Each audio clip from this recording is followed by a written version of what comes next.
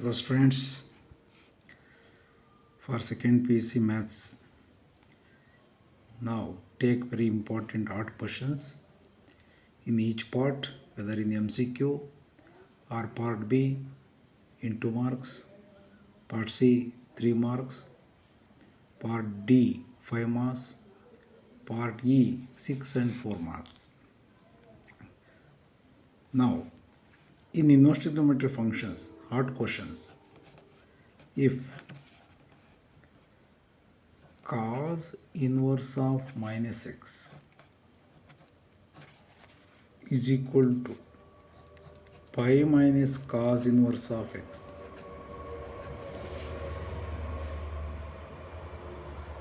Cos inverse of minus x equal to pi minus cos inverse of x. ಇದನ್ನು prove that ಅಂತ ಕೇಳ್ಬೋದು, ಅದ್ರ ಮೇಲೆ ಪ್ರಾಬ್ಲಮ್ಸ್ ಬೇಕಾದರೂ ಕೇಳ್ಬೋದು. Suppose cos inverse of minus 1/2 is equal to pi minus, according to this formula, cos inverse of 1/2 pi minus cos inverse of 1/2 is nothing but pi by 3. Clearly 3 pi minus pi by 3. 3 pi minus pi is nothing but 2 pi by 3 is the value of cos inverse of minus 1/2. Similarly, to find out yourself, try cos inverse of minus 1/√2, cos inverse of minus √3/2, cos inverse of minus 1, cos inverse of 0. Cos inverse of ಒಳಗಡೆ negative ಇದೆ ಅಂದ ತಕ್ಷಣ ನೀವು pi minus compulsory formula apply ಮಾಡಲೇಬೇಕು. ನೀವು ಇನ್ನೇ prove that ಅಂತ ಬೇಕಾದರೂ ಕೇಳ್ಬೋದು. Prove that cos inverse of minus x is equal to pi minus cos inverse of x. LHS cos inverse of minus x is equal to theta minus x is equal to cos theta. X is equal to minus cos theta. X is equal to minus cos theta can be written as cos of pi minus theta, because in second quadrant cos is negative, pi functions does not change. Clearly inverse, cos inverse of x is equal to pi minus theta. Minus theta ಲೆಫ್ಟಿಗೆ ತೊಗೊತಾನೆ, plus cos inverse of ರೈಟಿಗೆ ತೊಗೊತಾನೆ. Minus theta ಲೆಫ್ಟಿಗೆ ಬಂದರೆ plus theta is equal to pi right ಸೈಡಲ್ಲೇ ಇದೆ, plus cos inverse of x ರೈಟ್ಗೆ ಹೋದರೆ minus cos inverse of x. Clearly theta is nothing but what? Cos inverse of minus x. Cos inverse of minus x is equal to pi minus cos inverse of x. ಇದಕ್ಕೆ related ಆಗಿ ಇನ್ನೆರಡು result ಇದೆ. ಯಾಕಂದರೆ pi minus ಅಂತ ಬರ್ತಕ್ಕಂಥ result ಒಟ್ಟು 3 ಇದೆ. ಆ ಮೂರೂ ಚೆನ್ನಾಗಿ ವರ್ಕೌಟ್ ಮಾಡಲೇಬೇಕು ನೀವು. ಇದ್ರ ಮೇಲೆ ಮ್ಯಾಕ್ಸಿಮಮ್ ಪ್ರಾಬ್ಲಮ್ಸು ಡಿಫ್ರೆನ್ಷಿಯೇಷನ್ ಮೇಲೆ ಬರ್ತಾ ಇರುತ್ತೆ, ಇಂಟಿಗ್ರೇಷನ್ಸಲ್ಲಿ ಬರ್ತಾ ಇರುತ್ತೆ. ಎಲ್ಲ ಚಾಪ್ಟ್ರಲ್ಲೂ ಕಾನ್ಸೆಪ್ಟ್ ಬರೋದ್ರಿಂದ ಈ 3 ರಿಸಲ್ಟ್ಸನ್ನು ಕಾನ್ಸಂಟ್ರೇಷನ್ ಮಾಡಿ. Secant inverse of minus X is equal to pi minus secant inverse of x. Third one, prove that cot inverse of minus x is equal to pi minus cot inverse of x. In sin inverse of minus x is nothing but minus sin inverse of x. Tan inverse of minus x is equal to minus tan inverse of x. Cosecant inverse of minus x is equal to minus cosecant inverse of x. ಅದರಲ್ಲಿ ಈ 3 ರಿಸಲ್ಟ್ಸಲ್ಲಿ ಮಾತ್ರ pi minus ಬರೋದ್ರಿಂದ ಇದು ನಾನು art ಮತ್ತು important art ಕ್ವಶನ್ಸ್ಗೆ ಸೇರಿಸ್ಬಿಡ್ತೀನಿ ನಾನು, ಸ್ವಲ್ಪ different ಇರೋದ್ರಿಂದ. ನೆಕ್ಸ್ಟ್ ಇನ್ವೆಸ್ಟ್ ಟ್ರಿಗೊನೋಮೆಟ್ರಿ ಫಂಕ್ಷನ್ಸಲ್ಲಿ ನಾನು ಆಲ್ರೆಡಿ ಡೊಮೈನ್ ರೇಂಜನ್ನು ಡಿಸ್ಕಸ್ ಮಾಡಿದ್ದೇನೆ, ಅದ್ರ ಬಗ್ಗೆ ಡಿಸ್ಕಸ್ ಮಾಡೋ ಅವಶ್ಯಕತೆ ಇಲ್ಲ. ಪ್ರೀವಿಯಸ್ ವಿಡಿಯೋ ನೋಡಿ, ಪ್ರತಿಯೊಂದು ಇದೆ. MCQ ಇದೆ, 2 ಮಾರ್ಕ್ಸ್ ಇದೆ, ಸೊಲ್ಯೂಷನ್ಸ್ ಇದೆ. ಇನ್ವರ್ಸ್ ಟ್ರಿಗ್ನೋಮೆಟ್ರಿ ಫಂಕ್ಷನ್ಸಲ್ಲಿ ಎಕ್ಸ್ ವ್ಯಾಲ್ಯೂ ಕಂಡುಹಿಡ್ಕೊಳ್ತಕ್ಕಂಥ ಕಾನ್ಸೆಪ್ಟ್ ಎಕ್ಸ್ಪ್ಲೇನ್ ಮಾಡಿದ್ದೇನೆ. ಮತ್ತು ಪ್ರೂವ್ ದಟ್ ಇದೆ, tan inverse of x plus tan inverse of y = tan inverse of ಮೇಲೆ ಪ್ರಾಬ್ಲಮ್ಸ್ ಇದೆ. 2 tan ಇನ್ವರ್ಸ್ ಆಫ್ ಎಕ್ಸ್ ಮೇಲೆ ಪ್ರಾಬ್ಲಮ್ಸ್ ಇದೆ ಇನ್ವರ್ಸ್ ಟ್ರಿಗ್ನೋಮೆಟ್ರಿ ಫಂಕ್ಷನ್ಸಲ್ಲಿ. 2 ಮಾರ್ಕ್ಸ್ 3 ಮಾರ್ಕ್ಸ್ MCQ ಎಲ್ಲನೂ ನನ್ನ GH ಮ್ಯಾಥ್ಸ್ ಯೂಟ್ಯೂಬಲ್ಲಿ ಸೆಂಡ್ ಮಾಡಿದ್ದೇನೆ. ಒಂದು ಪ್ರಾಬ್ಲಮ್ಸು ಎಕ್ಸ್ಟ್ರಾ ಓದಂಗಿಲ್ಲ, ನೀವು ನನ್ನ GH ಮ್ಯಾಥ್ಸ್ ಯೂಟ್ಯೂಬನ್ನು ನೋಡಿರಿ. ಓಕೆ, ಆರ್ಟ್ ಕ್ವಶನ್ಸು ಇದೆ, ಸಿಂಪಲ್ ಕ್ವಶನ್ಸು ಇದೆ, ವೆರಿ ಸಿಂಪಲ್ ಕ್ವಶನ್ಸು ಇದೆ. ಓಕೆ, ನೆಕ್ಸ್ಟ್ ಅದರ ಲೆಂತಿ ಪ್ರಾಬ್ಲಮ್ಸು ಸಹ ಮಾಡಿದೆ ನಾನು. ನೆಕ್ಸ್ಟ್ ಅಡಿ ಮೆಟ್ರಿಕ್ಸಲ್ಲಿ ಹಾರ್ಟ್ ಕ್ವಶನ್ಸ್ ಅಂದರೆ ಸಿಂಪಲ್ಲಾಗಿರುತ್ತೆ. ಒಂದು ಸ್ವಲ್ಪ ಸ್ಟೆಪ್ ವೈಸ್ ಯಾವ ಥರ ಮಾಡೋದು ಅರ್ಥ ಮಾಡ್ಕೋಬೇಕು, ಬ್ಲೈಂಡಾಗಿ ಮಾಡೋಂಗಿಲ್ಲ, stepwise. If matrix A = -1 3 6 8 and matrix B is equal to 1 -1 3 8. Verify transpose of A plus B is equal to transpose of A plus transpose of B. ಒಂದು ಎಕ್ಸ್ಪ್ಲೈನ್ ಮಾಡ್ತೀನಿ ನಾನು. Transpose of A plus B is equal to transpose of A plus transpose of A. Transpose of A minus B is equal to transpose of A minus transpose of B. ಇದನ್ನು explain ಮಾಡ್ತೇನೆ, ಇದನ್ನು ನೀವು try ಮಾಡಿ. Okay, same steps ಬರುತ್ತೆ. If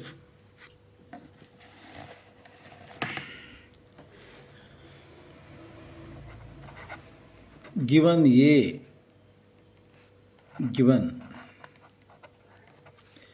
A matrix -1 3 6 8, its transpose is nothing but interchanging rows and columns. ರೋನ ಕಾಲಮಲ್ಲಿ ಬರೆಯೋದು ಅಥವಾ ಕಾಲಮ್ನ ರೋನಲ್ಲಿ ಬರೀತೀರಿ. -1 3 6 8. given B 1 -1 3 8, its transpose is equal to, again row changes to column changes to row, simply interchanging rows and columns. 1 -1 3 8. Here call it as 1, call it as 2. LHS verify ಅಂದಾಗ LHS ಮತ್ತು RHS equal ಆಗಬೇಕು. Here LHS A plus B, transpose of A plus B is LHS. Find out A plus B first. A plus B is equal to A matrix plus B matrix. The elements of A matrix -1 3 6 8. The elements of the matrix B 1 -1 3 8. Sum, we know that sum of two matrix, adding corresponding elements -1 plus 1 0, 3 -1 2, 6 plus 3 9, 8 plus 8 16. This is A plus B. Required transpose of A plus B. Transpose of A plus B is equal to, now interchange rows and columns. In A plus B 0 2 9 16. Here this is LHS. Next, find out RHS. Which is RHS? Transpose of A plus transpose of B. Now we already found out what transpose of A matrix, that is transpose of A -1 6 3 8 plus transpose of B matrix 1 3 -1 1 3 -1 8. Now RHS is equal to, again corresponding elements -1 plus 1 0, 6 plus 9, 3 minus 1, 2, 8 plus 8, 16.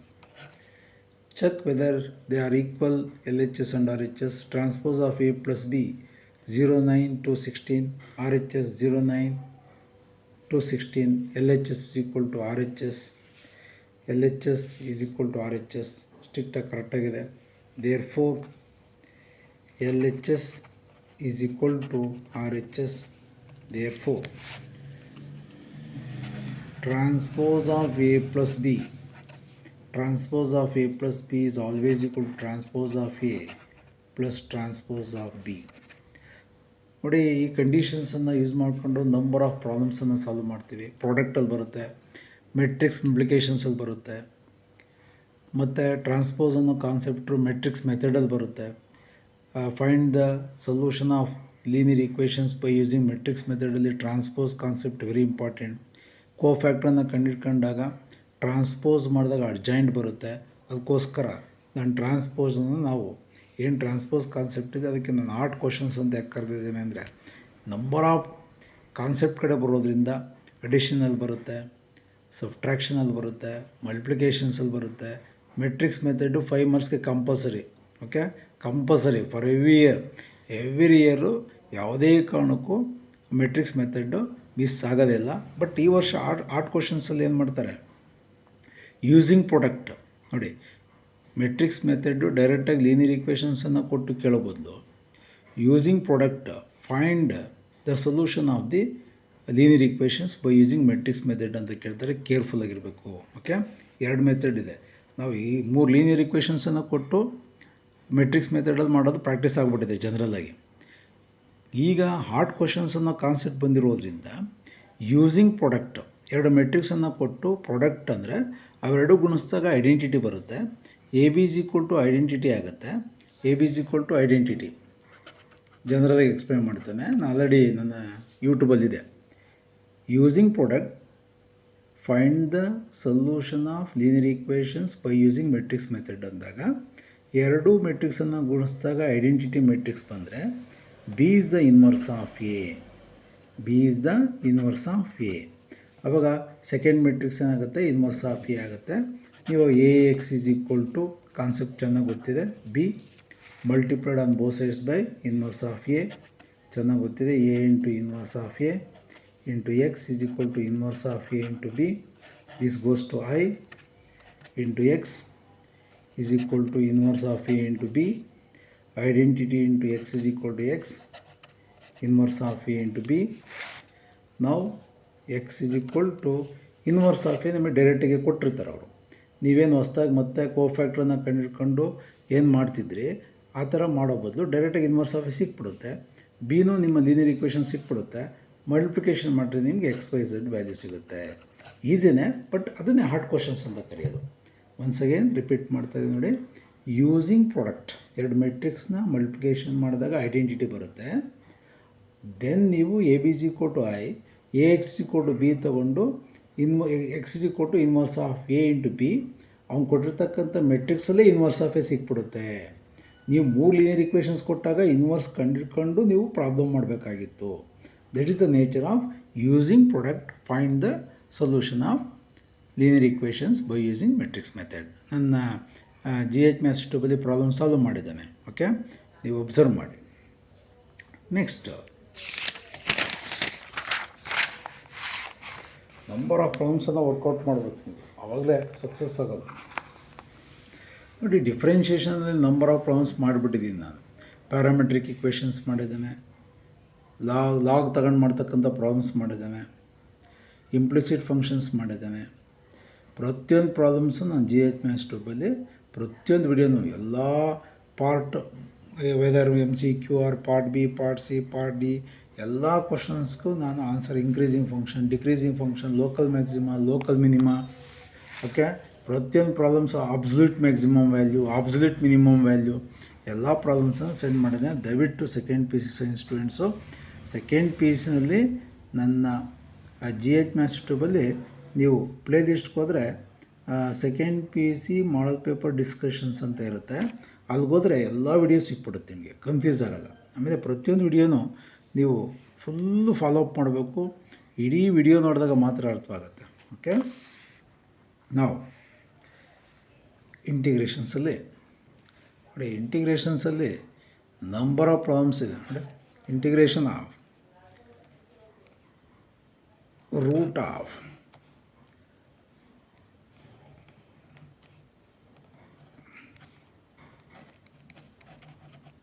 One plus tan square X into D X. ನೋಡಿ, root ಅಂತ ಕೊಟ್ಟ ತಕ್ಷಣ ಎದುರ್ಕೊಳ್ಳೋಂಥ ಅವಶ್ಯಕತೆ ಇಲ್ಲ. Evaluate ಅಥವಾ M C ಕ್ಯೂನಲ್ಲಿ ಕೇಳ್ಬೋದು, ಯಾವ ಥರ ಬೇಕಾದ್ರೂ ಕೇಳ್ಬೋದು. Integration of root of one plus tan square x ನನಗೆ ನಿಮ್ಗೊಂದು ಐಡಿಯಾ ಬರಬೇಕು. Root of one plus tan square x, we know the trigonometric identity formula one plus tan square x secant square x. ನಾವು square root to cancel, remaining secant x into dx. What is the integration of secant x? Log of secant x plus tan x plus c. Similarly, ಅದಕ್ಕೆ related ಆಗಿ formula based ಇಂಟಿಗ್ರೇಷನ್ಸಲ್ಲಿ integration of root of one plus cot square X into D x. Formula based ಆಗಿರೋದ್ರಿಂದ ಅದನ್ನು hard questions ಅಂತ ಕರಿತೀವಿ. ಡೈರೆಕ್ಟಾಗಿಲ್ಲ, formula apply ಮಾಡ್ಕೊಂಡೆ ನಾವು ಇಂಟಿಗ್ರೇಷನ್ಸನ್ನು ಮಾಡಬೇಕಾಗತ್ತೆ. Root of what is the formula of one plus cot square x cosecant square x ನೋಡಿ into D x, cancel, remaining cosecant x. What is the integration of cosecant x? Minus log of cosecant x plus cot x plus c. ಇದರ problems, number of problems ನಾನು already GH ಯೂಟ್ಯೂಬಲ್ಲಿ send ಮಾಡಿದ್ದೇನೆ. ದಯವಿಟ್ಟು second P C science students mathematics work out ಮಾಡ್ತಾಯಿದ್ರೆ ಅಥವಾ ನಿಮ್ಗೆ ಏನಾದ್ರು ಭಯ ಇದ್ದರೆ ಯಾವ ಪ್ರಾಬ್ಲಮ್ಸ್ ವರ್ಕ್ ಮಾಡಬೇಕು, ಯಾಕೆಂದರೆ ಎಕ್ಸಾಮ್ ಟೈಮ್ ಬಂದಾಗ ಫಿಯರ್ ಶುರುವಾಗುತ್ತೆ. ನಾನು ಫಾಲೋ ಮಾಡಿ. ನೀವು ಫಿಯರ್ ಇದ್ದರೆ, ಭಯ ಇದ್ದರೆ ಫಾಲೋ ಮಾಡಿ, ಹೆದರ್ಕೊಳ್ಳೋ ಅವಶ್ಯಕತೆ ಇಲ್ಲ. ಧೈರ್ಯವಾಗಿದ್ದರೆ ನೋ ಪ್ರಾಬ್ಲಮ್, ಭಯ ಇದ್ದರೆ ನೀವು ಫಾಲೋ ಮಾಡಿ 100% ವಿನ್ ಆಗ್ತೀರಿ. ನೆಕ್ಸ್ಟ್ ವೆರಿ ಇಂಪಾರ್ಟೆಂಟ್, ಡಿಫ್ರೆನ್ಷಿಯೇಷನಲ್ಲಿ ಇಂಪ್ಲಿಸಿಟ್ ಫಂಕ್ಷನ್ಸ್ ಬಗ್ಗೆ ಐಡಿಯಾ ಇದೆ ನೋಡಿ. X square plus y square is equal to x minus 3y plus 6. Then find dy over dx ನೋಡಿ.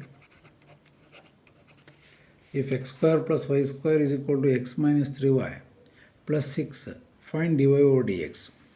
ಇದನ್ನು ಇಂಪ್ಲಿಸಿಟ್ ಫಂಕ್ಷನ್ಸ್ ಅಂತ ಕರಿತೀವಿ. y is equal to f of x ಫಾರ್ಮಲ್ಲಿದ್ದರೆ ಅದನ್ನು explicit function ಅಂತ ಕರಿತೀವಿ.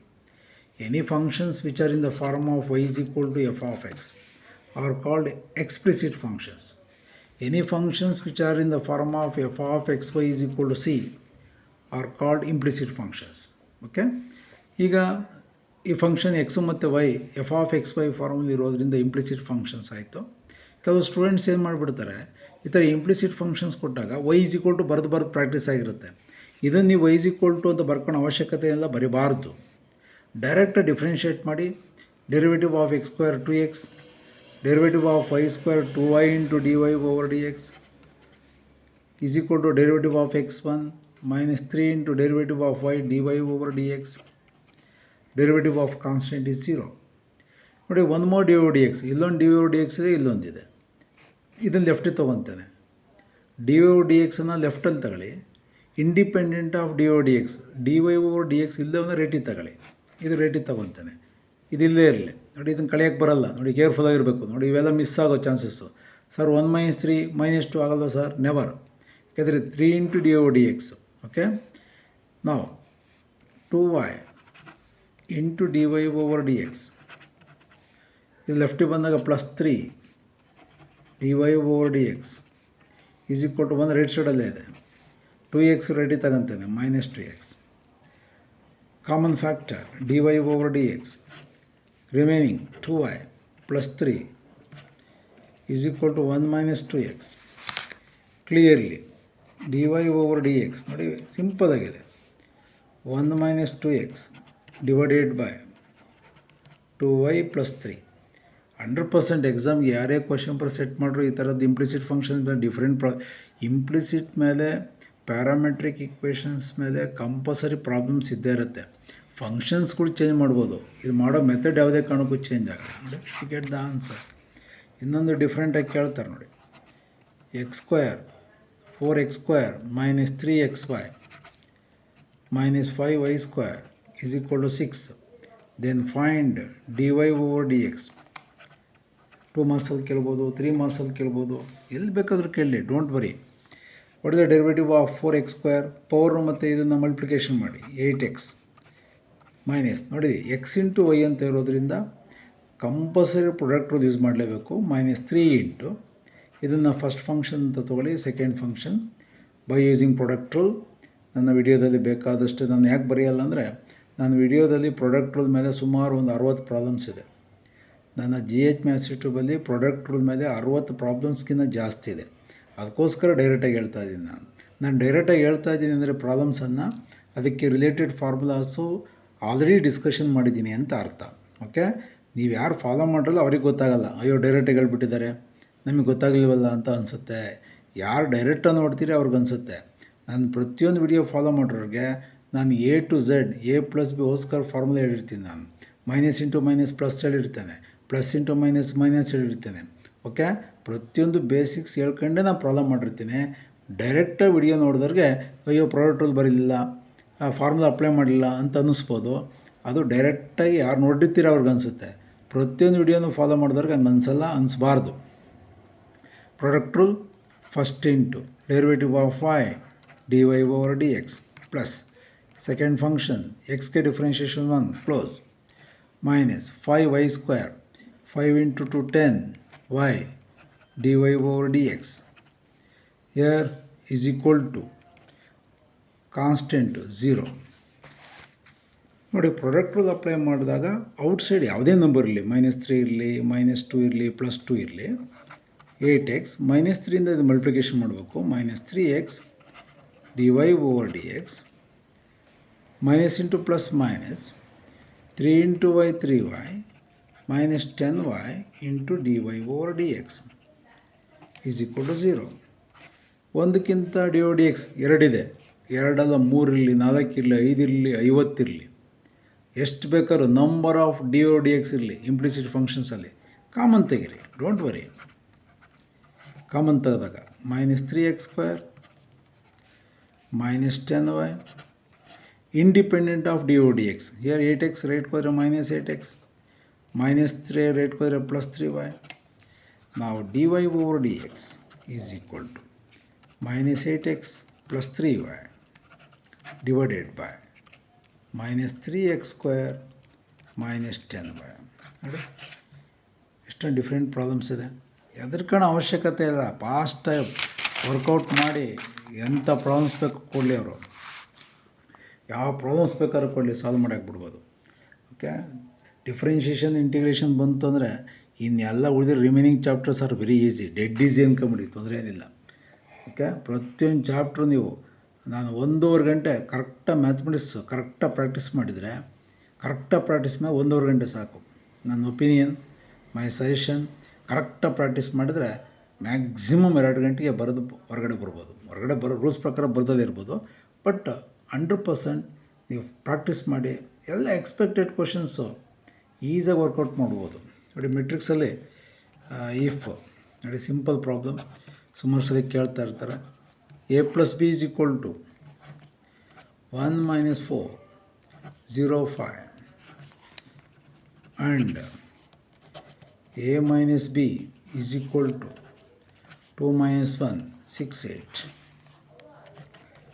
Find transpose of A and transpose of B matrix.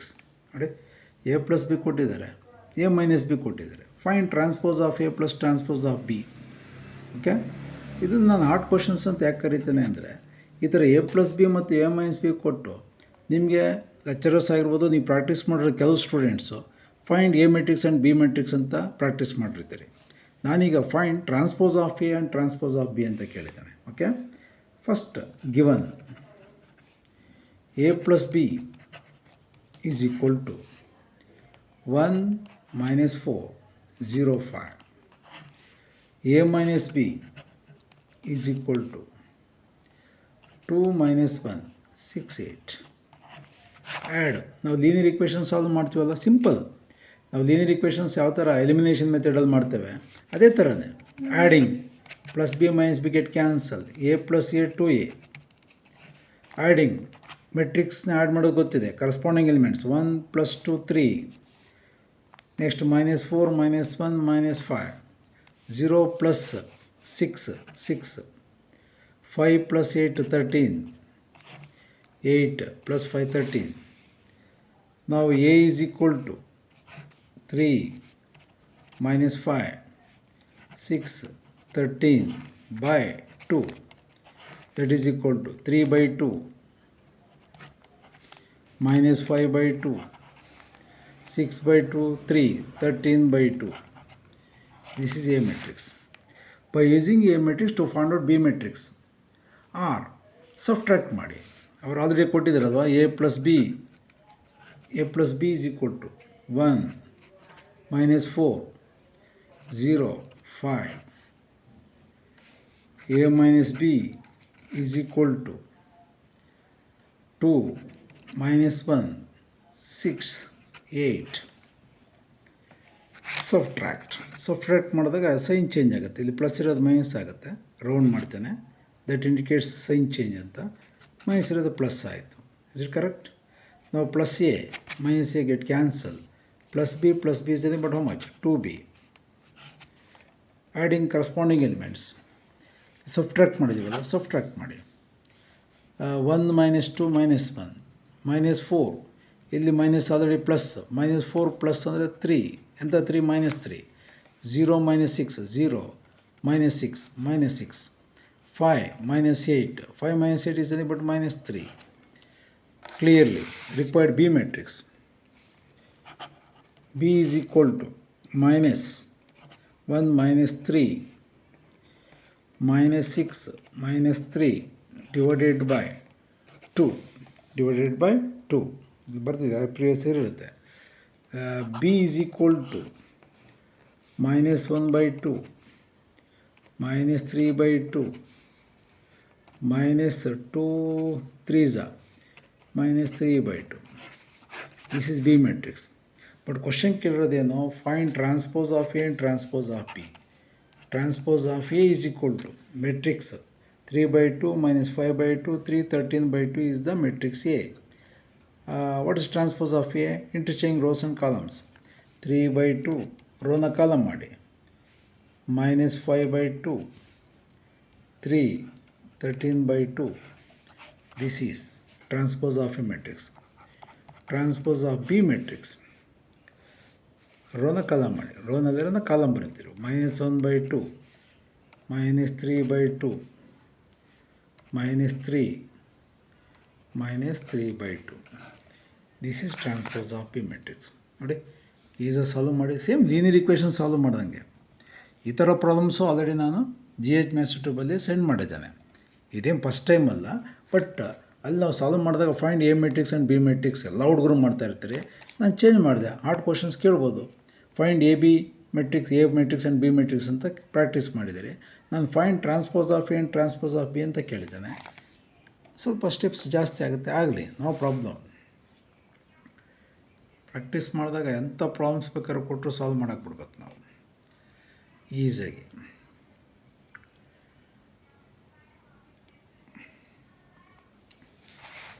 ಡಿಫ್ರೆನ್ಷಿಯೇಷನಲ್ಲಿ ಈ y is equal to, next ವೀಡಿಯೋದಲ್ಲಿ ಈ ಥರ ಪ್ರಾಬ್ಲಮ್ಸ್ ಕಳಿಸ್ತೇನೆ. 4 ಮಾರ್ಕ್ಸಿಗೆ ಕೇಳ್ತಾರೆ, ಇದೇ ಹಾರ್ಡ್ ಕ್ವಶನ್ಸು.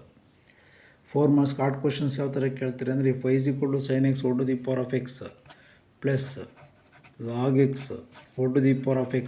ನೋಡಿ, ಮೊದಲೆಲ್ಲ ಪ್ರಿವಿಯಸ್ ಮಾಡಲ್ ಪೇಪರ್ಗಳಲ್ಲಿ ಬಿಫೋರ್ ಲಾಸ್ಟ್ ಇಯರ್ ಏನು ನೀವು ಮಾಡಲ್ ಪೇಪರ್ ವರ್ಕ್ ಮಾಡಿದ್ದೀರಿ, ಈ ಥರ ಯಾವ ಮಾಡಲ್ ಪೇಪರ್ ಆದರೂ ಇದೆಯಾ?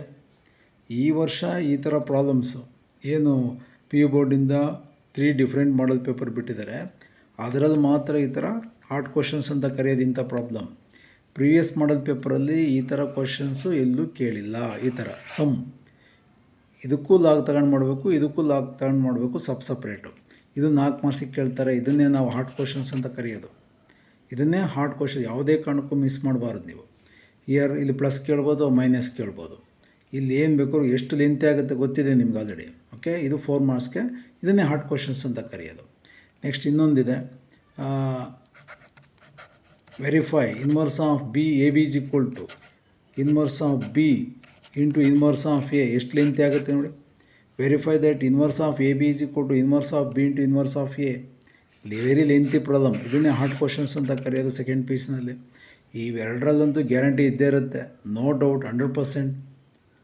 ಇದಿರ್ಬೋದು ಅಥವಾ ಇದಿರ್ಬೋದು, ಇದಿರ್ಬೋದು ಅಥವಾ ಇದಿರ್ಬೋದು, ಗ್ಯಾರಂಟಿ. ಯಾಕೆ ಇದನ್ನು ಹಾರ್ಡ್ ಕ್ವಶನ್ಸ್ ಅಂತ ಕರಿತೀವಿ? ಲೆಂತಿ, ಅದಕ್ಕೋಸ್ಕರ ವರ್ಕೌಟ್ ಮಾಡಬೇಕು. ಒಂದು ಮೈನಸ್ ಹೆಚ್ಚು ಕಮ್ಮಿ ಆಯಿತು ಅಂದರೆ ಆನ್ಸರ್ ಸಿಗೋದಿಲ್ಲ. ಇವೆರಡು ಈಕ್ವಲ್ ಆದೇ ಆಗುತ್ತೆ. ಓಕೆ, ಅದಕ್ಕೋಸ್ಕರ 100% ವೆರಿಫೈ ಅಂತ ಕೇಳ್ತಾರೆ. ಈಕ್ವಲ್ ಆಗಿ LHS ಮತ್ತು RHS ಈಕ್ವಲ್ ಆದೇ ಆಗುತ್ತೆ. ಇದನ್ನು ನಾವು ಇನ್ವರ್ಸ್ ಲಾ ಆಫ್ ಇನ್ವರ್ಸ್ ಅಂತ ಕರಿತೀವಿ. Inverse of A B is equal to inverse of B into inverse of A. Okay, ಇವೆಲ್ಲ ಪಕ್ಕ ಪ್ರಾಕ್ಟೀಸ್ ಮಾಡ್ಕೊಬೇಕು, lengthy problems. Okay, thank you students. Second PUC ಸ್ಟೂಡೆಂಟ್ಸ್ಗೆ ಇನ್ನು ಪ್ರತಿಯೊಂದು ಚಾಪ್ಟರ್ದು ಬರ್ತಕ್ಕಂಥ ಇಂಪಾರ್ಟೆಂಟ್ ಕ್ವಶನ್ಸ್ ನಾನು GH ಮ್ಯಾಥ್ಸ್ ಟ್ಯೂಬಲ್ಲಿ ಸೆಂಡ್ ಮಾಡ್ತೇನೆ. ಆಲ್ರೆಡಿ ನನ್ನ ಸ್ಟೂಡೆಂಟ್ಸು, ಫ್ರೆಂಡ್ಸು, ಲೆಕ್ಚರರ್ಸು ನನ್ನ GH ಮ್ಯಾಥ್ಸ್ ಯೂಟ್ಯೂಬನ್ನು ನೋಡಿ ಸಬ್ಸ್ಕ್ರೈಬ್ ಆಗಿ 1000 ಮೇಲಾಗಿದ್ದಾರೆ ಸಬ್ಸ್ಕ್ರೈಬರ್ಸು. ಅವರೆಲ್ಲರಿಗೂ ನನ್ನ ಕಡೆಯಿಂದ ಹೃತ್ಪೂರ್ವಕವಾದ ಅಭಿನಂದನೆಗಳು. ಮತ್ತು ಈಗ ಬೇರೆ ವಿದ್ಯಾರ್ಥಿಗಳಿಗೆ ಶೇರ್ ಮಾಡಿ. ಸಬ್ಸ್ಕ್ರೈಬ್ ಆದರೆ ಇನ್ನೂ ಇಂಪಾರ್ಟೆಂಟ್ ಫಸ್ಟ್ PUC ರಿಲೇಟೆಡ್ ಆಗಿರ್ತಕ್ಕಂಥ ಮತ್ತು ಸೆಕೆಂಡ್ PUCಗಂತೂ ಕಂಪಲ್ಸರಿ ಕಳಿಸ್ತೀನಿ ನಾನು. ಫಸ್ಟ್ PUCಗೆ ನಾನು ಯಾಕೆ ಕಾನ್ಸಂಟ್ರೇಷನ್ ಮಾಡ್ತೀನಿ ಅಂದರೆ, JEಗೆ ಕಂಪಲ್ಸರಿ ನೀವು ಸಕ್ಸಸ್ ಆಗಬೇಕು ಅಂದರೆ ಫಸ್ಟ್ PUCದು ಮತ್ತು ಸೆಕೆಂಡ್ PUCದು ಚೆನ್ನಾಗಿ ಓದಿದಾಗ ಮಾತ್ರ ನೀವು JEನಲ್ಲಿ ಸ್ಕೋರ್ ಮಾಡೋದಕ್ಕೆ ಸಾಧ್ಯ. ಓಕೆ, ನೀವು ಸೆಕೆಂಡ್ PUC ಸ್ಟೂಡೆಂಟ್ಸು ಎಕ್ಸಾಮ್ ಬರೆದಾದ್ಮೇಲೆ ಫಸ್ಟ್ PUC ಮತ್ತು ಸೆಕೆಂಡ್ PUC ಎರಡೂ ಓದಿ JEನಲ್ಲಿ ಮತ್ತು CETನಲ್ಲಿ 100% ಸಕ್ಸಸ್ ಆಗ್ತಾರೆ. Okay, thank you.